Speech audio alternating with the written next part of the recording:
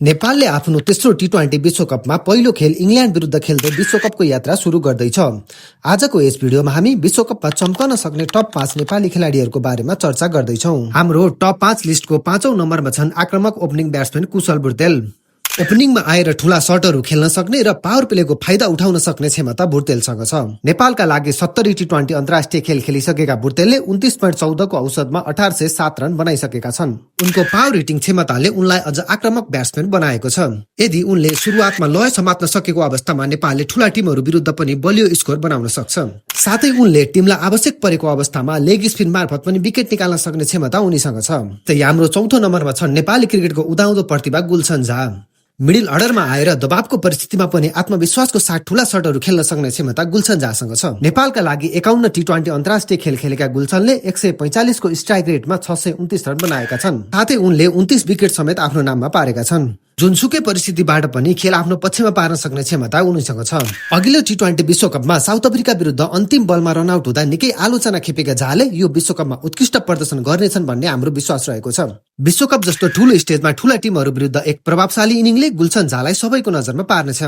Top 5 खेलाडीको तेस्रो नम्बरमा छन् नेपाली क्रिकेटका स्टार सन्दीप लामिछाने। विश्वस्तरीय leg spinner bowler Sandeep Lamichhane नेपालका लागि म्याच विनर हुन्। खेलको जुनसुकै अवस्थामा पनि विकेट लिन सक्ने र विपक्षी ब्याट्सम्यानहरूलाई रन बनाउन नदिने उनको विशेषता हो। विश्वभरका टी20 लिगहरू खेलिसकेका लामिछानेले नेपालका लागि 68 टी20 अन्तर्राष्ट्रिय खेल्दै 12.14 को औसतमा 129 विकेट लिएका छन्। यस विश्वकपमा राम्रो प्रदर्शनले उनलाई फेरि पनि इन्डियन प्रिमियर लिग आइपीएल को ढोका खोल्न सक्छ।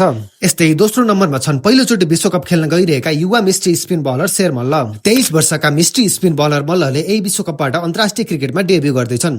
उनले आफ्नो बोलिङबाट गत सिजनको नेपाल प्रिमियर लिगमा सबैलाई चकित पारेका थिए। इंग्ल्यान्ड, वेस्ट इन्डिज र स्कटल्यान्ड जस्ता देशका खेलाडीहरूलाई उनको बोलिङ बुझ्न र खेल्न निकै गाह्रो पर्ने देखिन्छ। यसको फाइदा मल्लले उठाउन सक्छन्। बीचका ओभरहरूमा एक इन्डबाट सन्दीप र अर्को इन्डबाट शेर मल्लको बोलिङ खेल्न ब्याट्सम्यानहरूलाई सहज पक्कै हुने छैन। मुम्बई स्थित वाङखेडेको पिच समेत मल्लको बोलिङलाई मद्दत गर्ने हुनाले उनी यस विश्वकपमा चम्कन सक्नेछन्। नेपाली खेलाडीहरूमध्ये पहिलो नम्बरमा छन् आरिफ शेख। आफ्नो करियरको पहिलो विश्वकप खेल्न गइरहेका आरिफ हाम्रो सूचीमा पहिलो नम्बरमा छन्। नेपालका लागि 45 टी20 अन्तर्राष्ट्रिय खेल खेलिसकेका आरिफले 19.06 को एभरेजमा 553 रन बनाएका छन्। श्रीलङ्का र भारतको मुम्बईमा भएको अभ्यास खेलमा उनी निकै लयमा देखिएका छन्। साथै युए विरुद्धको अभ्यास खेलमा समेत उनले अर्धशतकीय पारी खेलेका छन्। सुरुवाती विकेट गएको अवस्थामा मध्यक्रममा आएर टिमलाई सम्हाल्दै ठूलो स्कोर बनाउन उनी माहिर छन्।